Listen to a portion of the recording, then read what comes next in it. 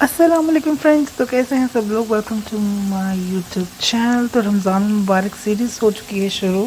तो आज हमने बहुत ही आम सी चीज़ बनाई है, लेकिन वो आम सी चीज़ भी सब लोगों की सही नहीं बनती। तो मैंने यहाँ बनाए हैं पालक, प्याज और आलू के पकौड़े। उसके अंदर कुछ चीज़ें ऐसी डाली हैं जिसकी वजह से उनका टेस्ट, फ्लेवर बहुत ही मज़ेदार और बहुत ही ज़बरदस्त होगा। आप देख सकते हैं कि फ्राई करते हुए मैं आपको एक चीज़ बहुत क्लोजली दिखा रही हूँ कि पालक का कलर बहुत ही खूबसूरत है और बहुत ही क्रिस्पी है। यहाँ पे मैंने 1 कप ली है स्पिनच और एक मैंने प्याज ली है दरमियाने साइज़ की। बिल्कुल बारीक मैंने आलू जो हैं वो काट ली हैं। अदरक ली है यहाँ पे 1 टेबल स्पून, और मैंने यहाँ पे धनिया लिया है 2 टेबल स्पून, और ग्रीन चिलीज़ लिए हैं 1 tablespoon. Green chillies according to your taste आप ज़रूर डालें। मैं जिंजर इसके अंदर इसलिए शामिल करती हूँ क्योंकि जो पकौड़े होते हैं वो जूद हज़म हो जाते हैं, डाइजेस्ट अच्छे होते हैं जिंजर डालने से। तो आप भी ट्राई कीजिएगा, आपने यकीनन कभी नहीं ट्राई किए होंगे। सारी वेजिस को मैंने अच्छी तरह से वॉश करके जो है वो एक बाउल के अंदर डाल दिया है। तो आप कटिंग आप देख सकते हैं कि किस तरह से मैंने इसकी कटिंग की है। फॉर टाइम सेविंग मैंने कटिंग इसकी पहले ही कर ली थी। तो जूलियन कटिंग है सारी इसकी, और चॉप मैंने किया है जिंजर। तो यहाँ पे हम डालेंगे 1 टीस्पून भर के सॉल्ट का। तो आप अपनी फैमिली के अकॉर्डिंग और अपनी पसंद के हिसाब से आप इस रेसिपी को डबल कर सकते हैं। 1 चम्मच भर के हम इसके अंदर डालेंगे कुटी हुई मिर्च यानी चिली फ्लेक्स डालेंगे, 1.25 चमची तकरीबन जितनी मैंने इसके अंदर डाली है।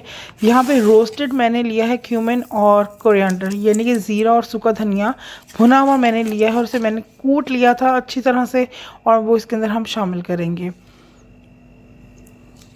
यहाँ पे मैंने 1 कप से थोड़ा कम लिया है बेसन, बिकॉज सम टाइम बेसन की जो हिसाब होता है वो थोड़ा सा डिफरेंट होता है हर दफ़ा।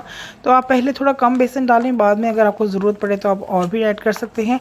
पहले बेसन को हम सारी वेजिस के साथ अच्छी तरह से मिक्स कर लेंगे। अभी हम पानी बिल्कुल भी ऐड नहीं करेंगे क्योंकि वेजिस को वॉश किया हुआ था। पालक में भी पानी होता है, आलू में भी और प्याज में भी।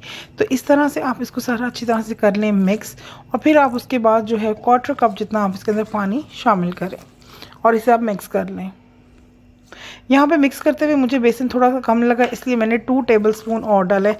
यानी कि मुकम्मल मेजरमेंट का ये 1 कप भर के अब इसके अंदर गया है बेसन का।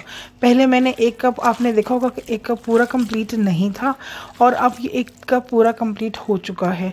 तो आप देख सकते हैं कि कोटिंग जो है इसकी आपने ऐसी हल्की हल्की देनी है। इसी तरह आपके जो पकौड़े हैं वो बहुत ही क्रिस्पी बनेंगे। इस तरह से आपने ये देख रहे हैं आप मैंने किस तरह से इसको इकट्ठा किया है, और अब आप इसको फ्राई करेंगे। 1 कप यहाँ पे मैंने वेजिटेबल ऑयल लिया है, और उसके अंदर मैं अपने जो पकौड़े हैं थोड़ा सा गैप देके मैं इसको ज़रूर फ्राई करूँगी। और आपने फ्लेम को आपने एक ही दफ़ा जो है वो थोड़ा ऑयल को गर्म करके लो टू मीडियम आपने इसको फ्लेम को रखना है। ज़्यादा हाई फ्लेम के ऊपर नहीं बनना, वरना पकौड़े आपके क्रिस्पी नहीं बनेंगे, पकौड़े आपके अंदर से कच्चे रह जाएंगे। आपने बेसन बहुत कम यूज़ करना है।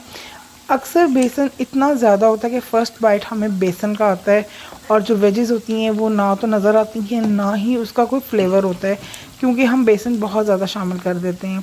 आप बेसन आप थोड़ा डालें और इस तरह से पकौड़े आप बनाएं तो बहुत ही मज़ेदार, क्रिस्पी और क्रंची आपके पकौड़े इंशाल्लाह तैयार होंगे। फ्लेम आप देख सकते हैं कि क्या है, और आप गैप भी देख सकते हैं कि मैंने कितना रखा है। वीडियो पसंद आए तो लाइक सब्सक्राइब मस्ट है। एक दफ़ा आपने इसको फ्लिप करना है। आपने इसे 5 to 6 मिनट से पहले बिल्कुल भी फ्लिप नहीं करना। आप देख सकते हैं कि एक साइड इसकी हो गई है, तब मैं इसको चेंज कर रही हूँ। मैंने बिल्कुल भी इसको डिस्टर्ब नहीं किया। उस तरह से इसकी जो इसकी क्रिस्पीनेस है वो ख़त्म हो जाती है। ऑयल भी ज़्यादा ऑब्ज़र्व करते हैं। जितना आपका ऑयल जो है वो गैप आपका सही होगा, आपके जो पकौड़े हैं उतनी क्रिस्पी। आप देख सकते हैं कितने मज़ेदार और क्रिस्पी और क्रंची बने हैं। वेजिस के कलर आप देखें, पालक का ग्रीन कलर आपको साफ नज़र आ रहा होगा। बहुत ही ज़बरदस्त और क्रिस्पी हमारे जो पकौड़े हैं वो रेडी हुए हैं। इस रेसिपी को ज़रूर ट्राई कीजिएगा, इंशाल्लाह ताला आपके पकौड़े मुझसे भी अच्छे बनेंगे।